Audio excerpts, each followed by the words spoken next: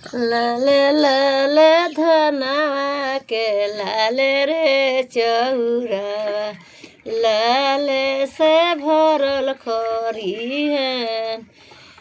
चारू ओरी नेवाता पे ठोया भैया हजामा, ननदो नगरिया जनी जा, बाजा के आवाज सुनी ननद चली अइली, भौजो के बथल कपार।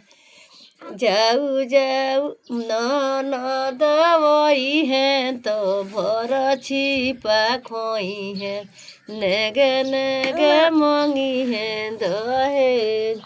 जाऊ जाऊ माई बहिनी जाऊ अपना घरवा, ना होई है बेटा के बिया। एतना बचन ननद सुनही न पवली, धलेली ससुर